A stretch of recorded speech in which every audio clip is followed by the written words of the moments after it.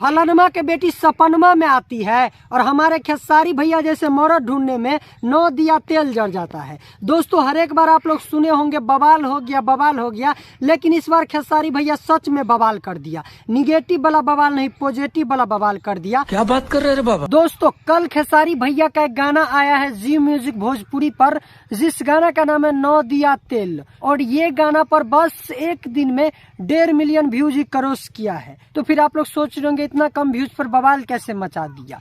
तो दोस्तों बवाल मचाया इस लेकर 1.5 मिलियन व्यूज पर, बस 1.5 मिलियन व्यूज पर ये गाना ट्रेंडिंग में चला गया।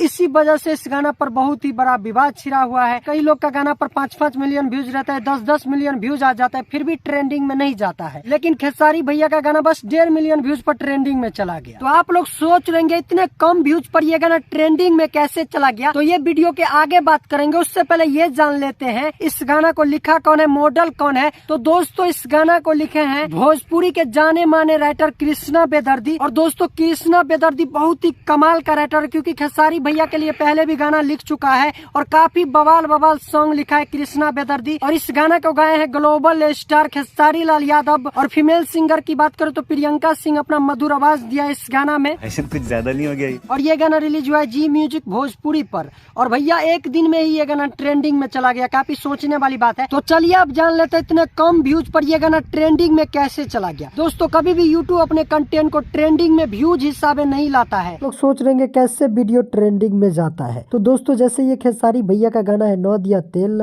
और इस गाना पर इंडिया के अलावा अदर कंट्री से अगर ज्यादा व्यूज आता है, जैसे नेपाल, पाकिस्तान, सऊदी अरब, दुबई, अदर कंट्री से व्यूज आता है ना, तो वो गाना यूट्यूब जल्द से जल्द ट्रेंडिंग में लेके आता है। अब तो आप लोग को पूरा क्लियर हो गया होगा गाना या वीडियो कैसे ट्रेंडिंग में जाता है। तो आप लोग अभी तक ये गाना को सुने हो कि नहीं सुने? अगर सुन लिया हो तो कमेंट करके बताओ गाना कैसा है। अगर नहीं सुने हो तो क्या कर रहे हो यार, अभी के अभी जाओ जी म्यूजिक भोजपुरी यूट्यूब पर सर्च करो और गाना को सुनो और लाइक कमेंट शेयर करो। और साथ में इस वीडियो पर भी थोड़ा मोड़ा प्यार दो, वीडियो को लाइक कर दो। चैनल पर नए हो तो चैनल को सब्सक्राइब कर दो। तो अबे जल्दी बोल, कल सुबह पनवेल निकलना है। फिर मिलेंगे नए वीडियो में। जय हिंद।